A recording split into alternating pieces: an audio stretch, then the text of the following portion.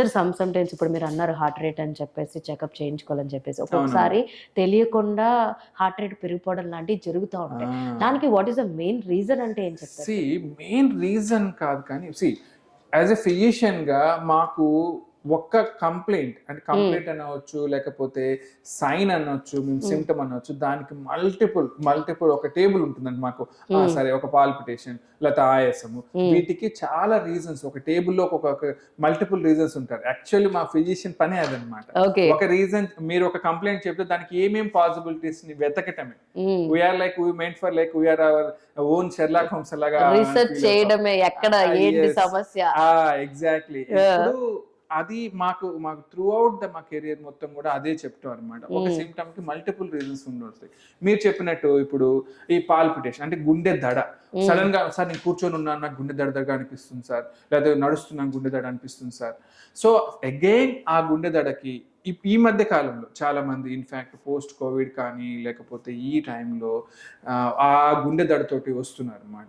So again దానికి reasons cardiac and non cardiac. అంటే గుండె రిలేటెడ్, ఎందుకంటే గుండె దడ అంటున్నాను. సో గుండె రిలేటెడ్, గుండె కాకుండా ఇంకేమన్నా ప్రాబ్లమ్స్ ఉన్నాయా, ఇవి మనం ఆలోచిస్తాము. గుండె రిలేటెడ్ గా ఏం ఆలోచిస్తాము అంటే ఎనీ ఎరిథీమియస్ అంటే గుండె చప్పుల్లో ఏమైనా ప్రాబ్లం రావటము, లోపల గుండె పనితీరులో ఏమైనా ఇబ్బంది ఉండటము, అవి ఒకటి. సో అవి ఓకే, రెగ్యులర్ గా మనం అనగానే ఫస్ట్ ఒక ఈసీజీ లాంటివి చేసుకుంటాం. అవి కాకుండా what are the other things, ఎందుకంటే ఎమ్మటే ఇప్పుడు ఒక రకమైన యాంగ్జైటీలోకి వెళ్తాం. సో యాంగ్జైటీ వల్ల కూడా ఇప్పుడు నువ్వు పెద్దగా ఆలోచిస్తున్నావు, ఒక ఇంటర్వ్యూకి వెళ్ళాలనుకుంటున్నావు, లేకపోతే సమ్ ఫంక్షన్కి వెళ్తున్నావు, లేకపోతే సంబడి నువ్వు ఎవరినో మీట్ అవ్వాల్సి వస్తుంది, అలాంటప్పుడు యాంగ్జైటీ వస్తారు. ఒకవేళ నీ కలిసిన నచ్చిన అమ్మాయిని కలవాలనుకుంటే గూస్ బంప్స్ అంటారు. కానీ మనం అది కాకుండా నువ్వు ఇంకా వాళ్ళ నాన్న కలవాలంటే అదే యాంగ్జైటీ. సో ఈ రెండు వేరు.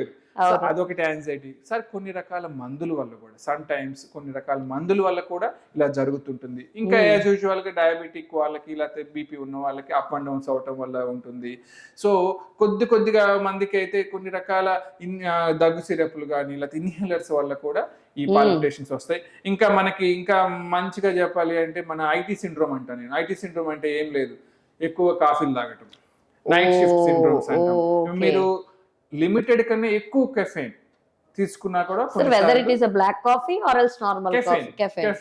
Caffeine related drinks, high caffeine ఉండేటువంటి డ్రింక్స్ తాగిన, మొన్న మనకి తెలిసినట్టయితే ఈ వెయిట్ లాస్ అవటానికి కూడా రిఫ్రెష్ అని చెప్తున్నారు, వాటిలో కూడా కెఫెన్ ఉంటుంది. మీరు చూస్తే నాకు ఒక పేషెంట్ సార్ నేను వెయిట్ లాస్ కోసం ఈ డ్రింక్ తీసుకుంటున్నా కానీ అప్పటి నుంచి నాకు గుండె దడ వస్తుంది సార్ అని వచ్చారు. సో ఓకే, అందరికి రావాలని లేదు, కొన్ని వేల మంది ట్రై చేస్తున్నారు. ఎగ్జాక్ట్లీ, వాళ్ళకి ఈ కెఫెన్ హై ఉండటం వల్ల వచ్చింది. దానికి సింపుల్ గా అమ్మ కెఫెన్ రిలేటెడ్ తగ్గించు తల్లి అని చెప్పాను, she felt better. Simple. So the reasons చాలా ఉంటాయి అన్నమాట. దాన్ని మనం ఏంటనేది మనం చూసుకోవాలి, అంతకన్నా ఏం లేదు.